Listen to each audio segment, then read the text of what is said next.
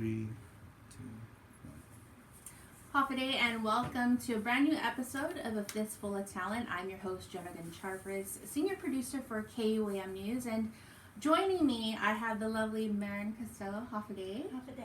Thank you so much for coming in and for taking time out. I know you're here visiting with family, and your time here is really brief, so I'm grateful for your family for allowing me to steal you away for a little bit just so you could do this podcast. Thank you. They are very familiar with my work schedule, which is all the time, so they were happy to drop me off.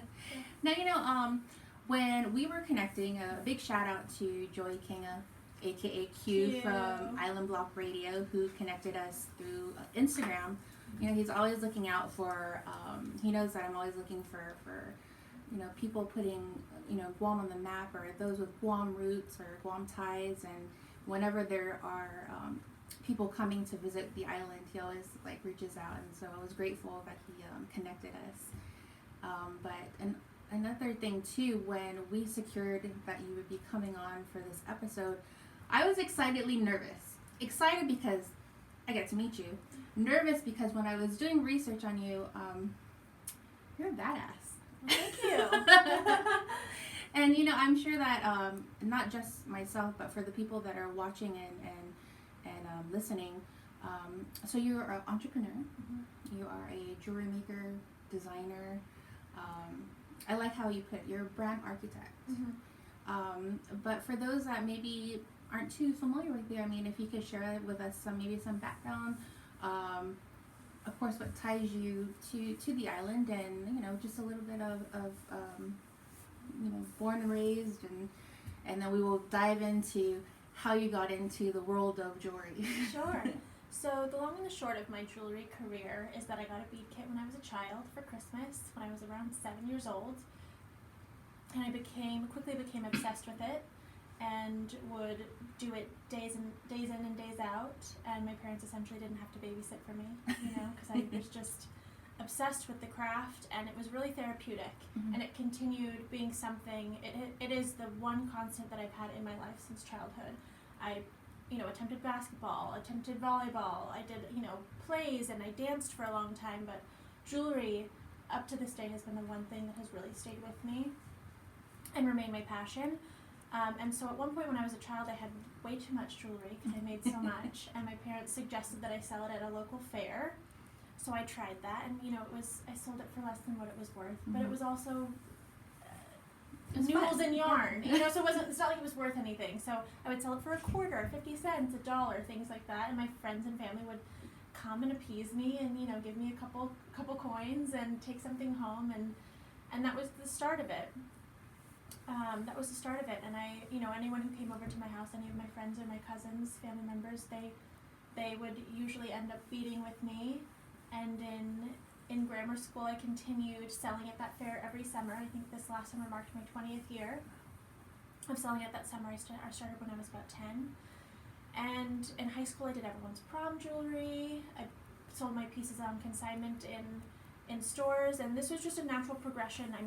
Both my mom and my dad's side were full of entrepreneurs, mm-hmm. so I never really sought out to build a business. It was the natural progression, and there was no business plan behind it. And then cut to college, I had my pieces featured on American Idol, and the way that happened was my mother and father mm-hmm. Had a restaurant for 40 plus years. In my hometown of Alameda, California, and my mom ran into one of her friends whose daughter used to be one of my dance instructors. Cut to, she also moved down to LA. I moved down to LA for UCLA to attend university, and she was a wardrobe stylist for both American Idol and TV Guide Network. And so our moms reconnected. They reconnected us because we had both moved down to Los Angeles, and she took my pieces and featured them on TV. And at that time, that was before the big growth of social media. It had just started happening. People were still very hesitant about it. Not everyone had profiles yet. And so the big press outlets for brands was television still. And so when she featured my pieces online, or when she featured my pieces on American Idol, my name was next to brands such as Michael Kors and Rebecca Meekoff at the height of their brands, when their brands were just, really, really kicking. Yes. So that was a big deal. And after that happened, I started getting calls from PR agencies and marketing agencies and, people who were really in the machine and in that world, in the fashion world. And I thought, well, maybe I should just register a business properly, maybe I should make it a little bit more official than just a hobby, because at that point I still had bead kits underneath my twin bed in my cigarette box of a dorm room. So I registered my name on every social media platform, a website, under my name, because I couldn't figure out a name for my company that didn't have a timestamp. Mm-hmm. Everything that I thought of seemed temperamental, so I thought, well, my name's not going to change anytime soon.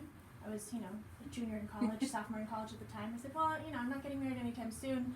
Why not just let's just register everything as my name, and we can do a DBA later. And I never thought about it again.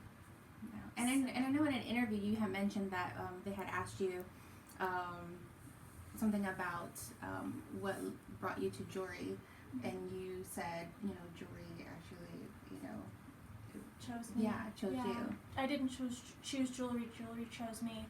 And I say that all the time, and it's true, because that was, when I was in college and registering my business as a sole proprietorship, that was still very much a glorified hobby in my mind, even though it was arguably profitable. I had my pieces in stores, but it was still something that I did just for purely bringing joy to my life. It was still very much a hobby.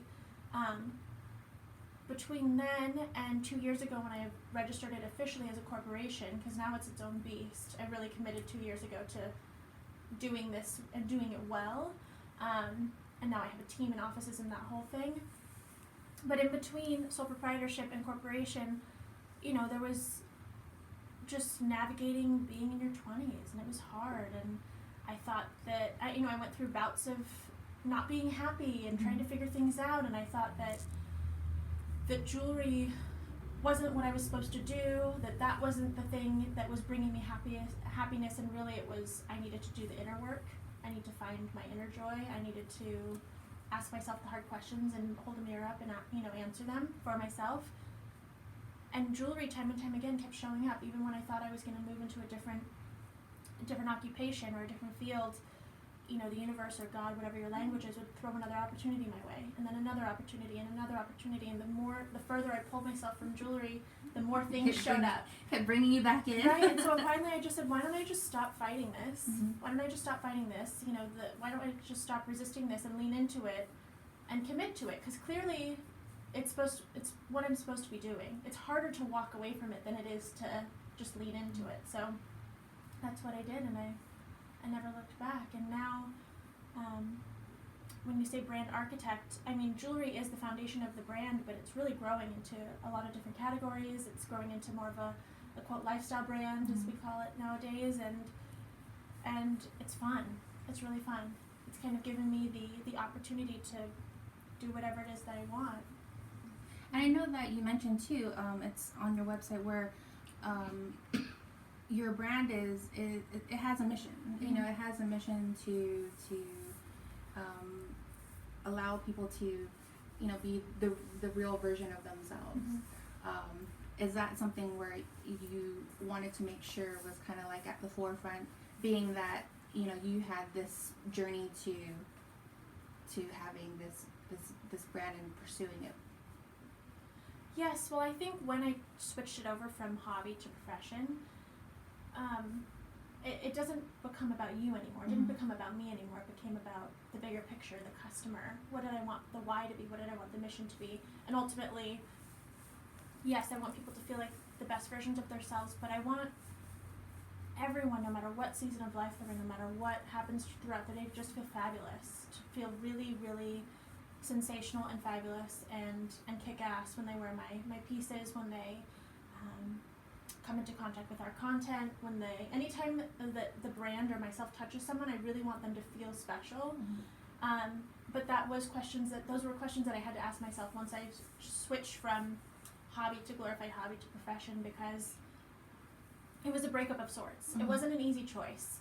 because once you switch, people always say, oh, if you can make a business out of your passion, you know, that's the dream. And yes, it is, although once you turn a hobby into a profession, there is more responsibility that's layered on top of the joy, and oftentimes the joy can be pulled away from you again. Mm-hmm.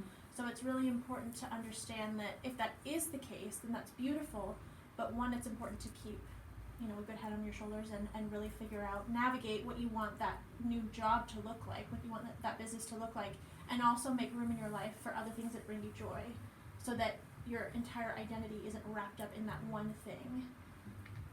And I know that your pieces have been, you know, I know that you mentioned American Idol, but then you have Vogue, Mm-hmm. I believe Huffington Post. Yes. I mean, I know that that's gotta be kind of make you realize that you're on the right, you know, like the decisions you made that led you to pursuing this profession full time. I mean, it's kind of like I guess reminding you that Mm-hmm. yes, it has to feel good. It does feel great, and in fact, it does feel great. But my assistant the other day just said, you know, we locked in a really big client, a really big e-commerce client, and I was very calm in my voice, and she said, you know, I just feel like, are you excited about this? This is so great. And I said, yes, but it's kind of a combination of being humble and holding your breath, and also acting like you've been there before. Mm-hmm. Kind of like to liken it to a football game and getting a touchdown. You know, it's exciting that you got one, but one that doesn't win the full game, and it certainly doesn't win the Super Bowl, and it doesn't define your entire career. But also, once you get there, that's what you've been working for the whole time. So also accept it and appreciate that you're supposed to be there, and know that you're supposed to be there, and act like you've already arrived. So it's a kind of a balance of being so grateful and humble, like, wow, I can't believe this is happening to me, and also, fuck yeah, this is happening to me. Are we allowed to curse on this podcast? It's the joy of editing. Oh, perfect. You can bleep it out. We got it. You know, and getting into let's talk about your Guam ties. Sure. Because I was really interested to when Q had connected us. You mentioned Paulino. Mhm. Correct? So I mean, if you're able to share with us a little bit, Elaborate? Sure. So, you know, the game Two Truths and a Lie is always great for me, because when I tell people that I'm half Pacific Islander, or that I am Pacific Islander, usually people laugh, because I could not be more fair-skinned, and I certainly don't look, you know, that way, unless I have a really aggressive spray tan. Then you can kind of pull out, you know, some of my mom's features. And I recently was platinum too, so that was even more of a shock for people. But yes, my mom's side is from Guam. My grandparents' name is Paulino. That's my grandfather's name is Leonardo Naputi Paulino, so Naputi and Paulino are the two family ties here. And my grandmother's name is Maria Rivera Flores. So the Rivera Flores, both of those clans are from Guam. So my dad's side is Vanilla Mutts, but we identify as Irish, and his family's sprinkled throughout the states, but a large chunk from Massachusetts.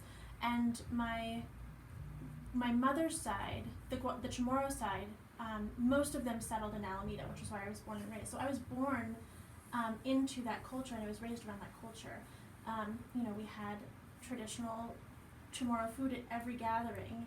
Family was at the core of everything. We hosted novenas every holiday season. So it was very much part of my identity.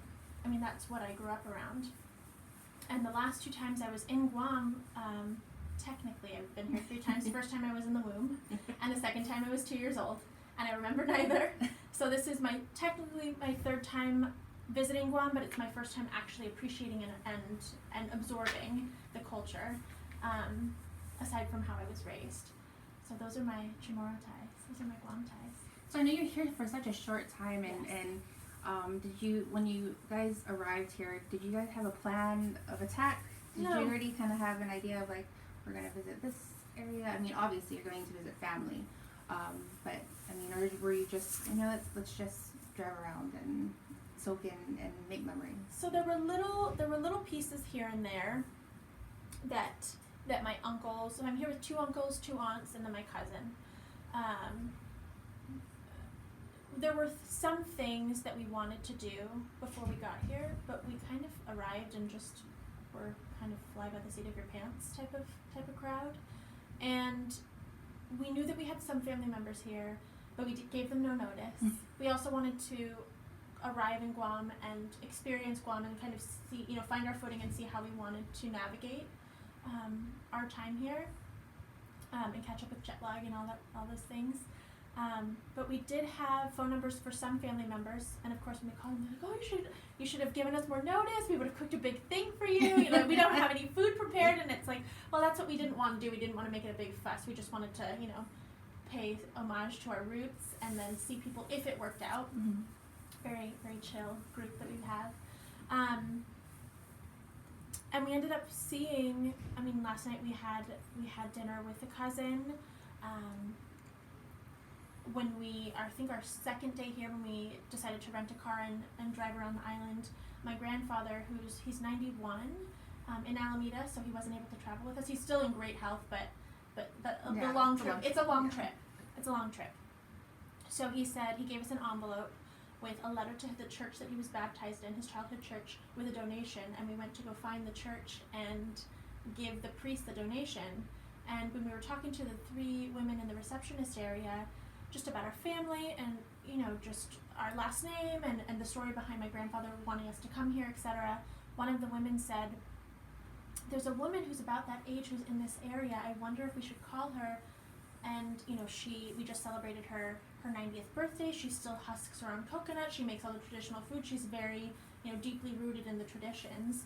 And so, I'm sure it'll be fine if we just go over and say hi to her. Very, very Chamorro-like, very family-like, very welcoming. And we got on the phone. They called her house. Her daughter answered, her oldest daughter answered, and she said, "Oh, we have family here, Paulino's." And she said, Paulino's from Alameda? And she knew exactly who we were.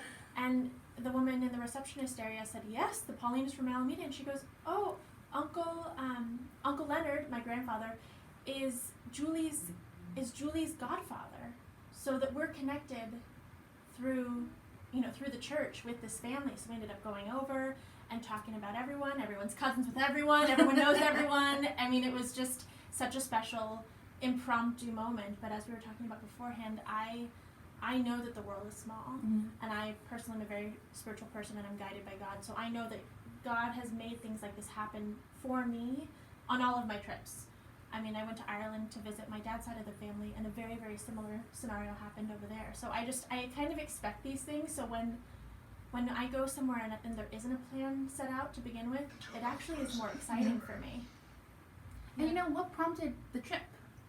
Was it just something where, I have some free time before it gets crazy busy and the family wanted to come and visit, or is it just something? Right. So, my busy season for retail is obviously holidays, but I'm always busy. I work pretty much 7 days a week. So, even when we've been here, I've been up at 4 or 5 in the morning, messaging my assistant. It's really, I'm fueled by excellence, and I'm fueled by what I do, so I really enjoy my work. But my aunts and my uncles had been wanting to come for a long time, and they just said, "Okay, well, we've picked a date." And I said, "Sure, count me in." Because when else am I going to come all the way to Guam and come with family members? They really know the history. My uncles know much more of the history of our family than my cousin Monica and I do. So it was the time to go, because we were able to connect and do things. My Uncle Albert, who is one of my older uncles of the family, my mom's one of 6 kids, he was born here.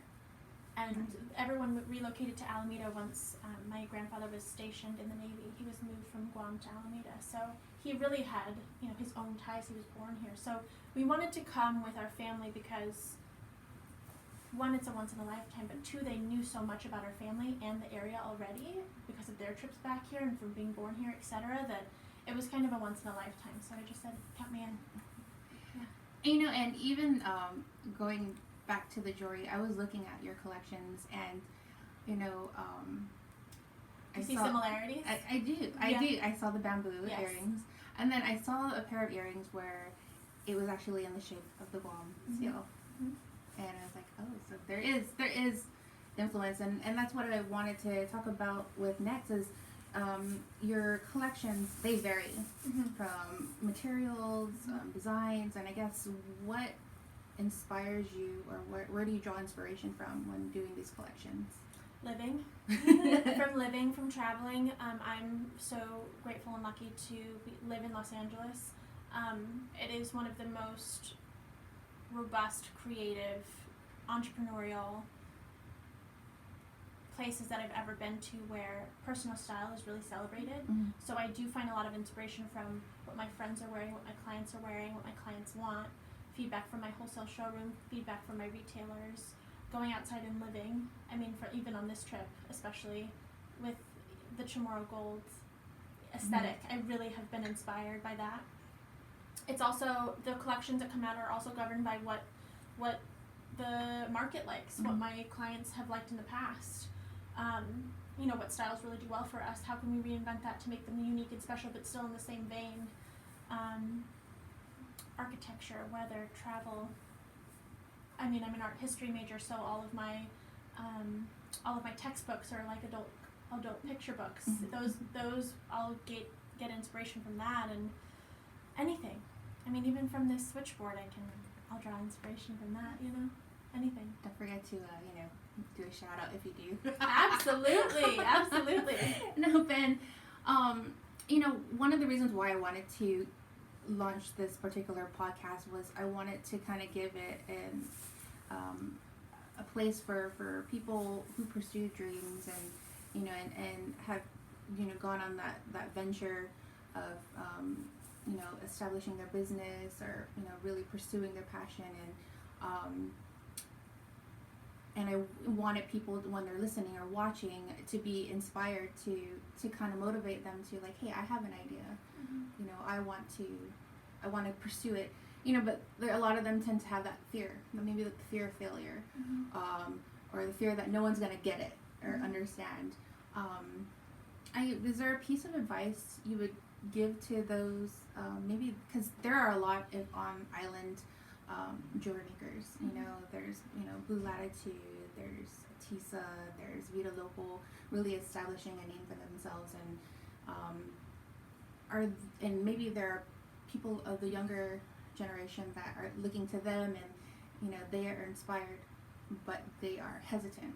Right. Yeah. Is there something that you would kind of offer to them as someone that has started very young and just, you know, continue to progress and hone your craft? So much. Oh my gosh. Even every sentence that you just said, I'm like, oh my god, I have something for that, I have something for that, I have something for that. The first thing that I can say is just do. Don't think, just do. Really, really strong entrepreneurs that I know and that I study make fast, educated decisions. And if it works, then great, and if it doesn't, then they pivot. But they're constantly doing.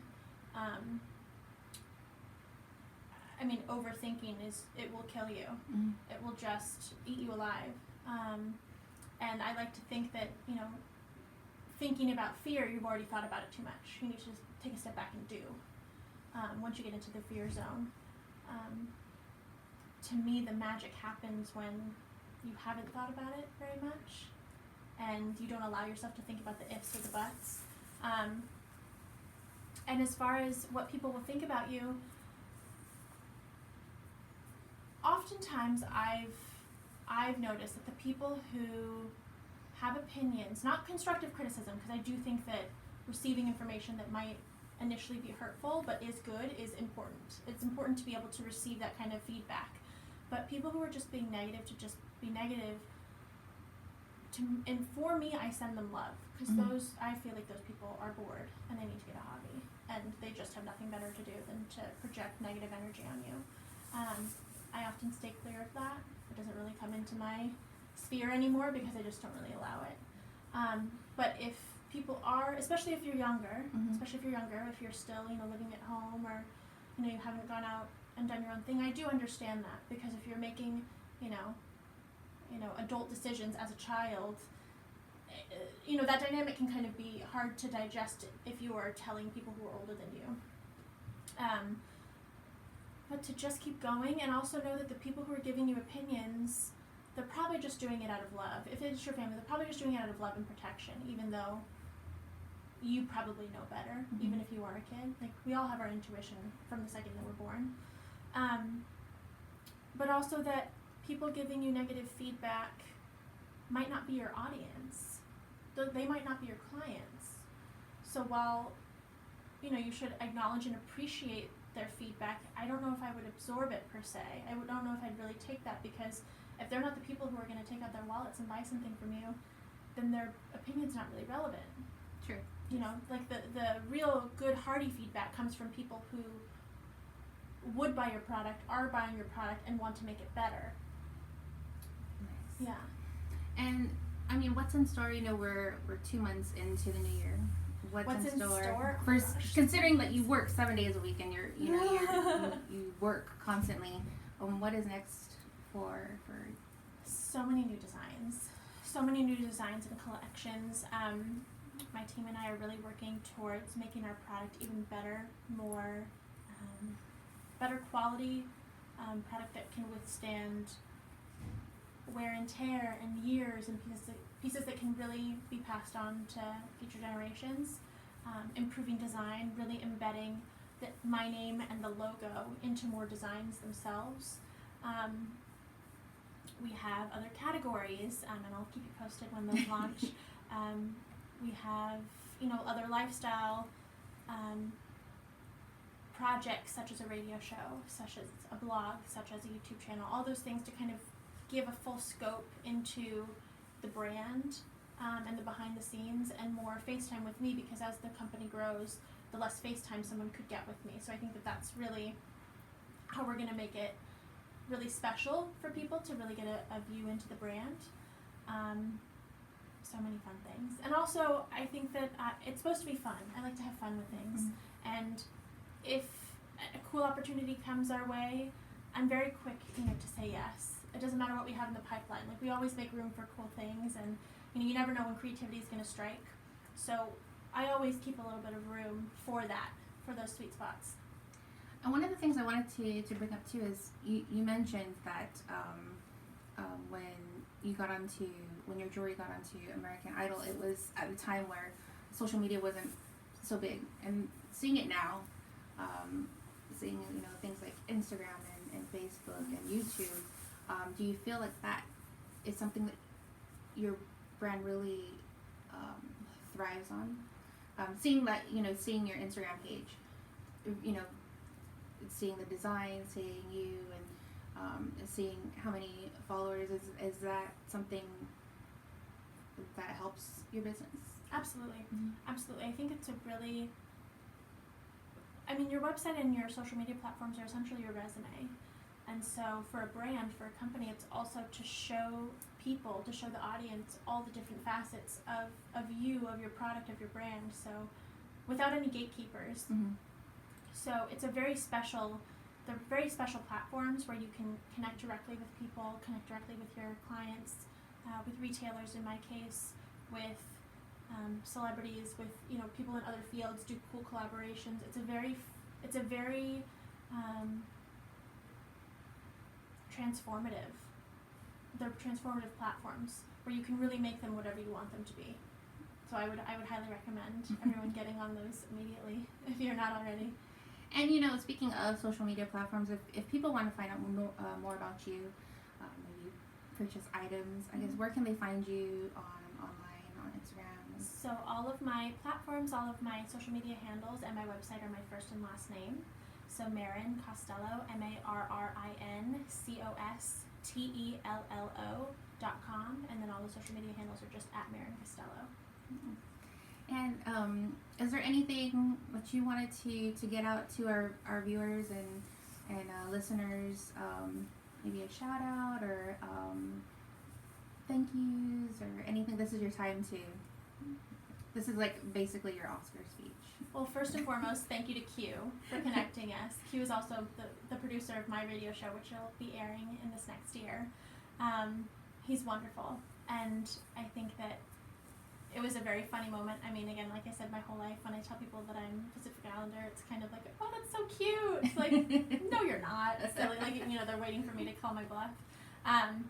But he had a tattoo of Guam, and so I was like, oh, half a day, and it really threw him off because he was producing another show that I was being interviewed on, and so we bonded and I just want to give a shout out to him because he's been truly instrumental in connecting me with wonderful people like yourself, and in Los Angeles. He's just really a special person. But to just the people of Guam, I just want to say thank you.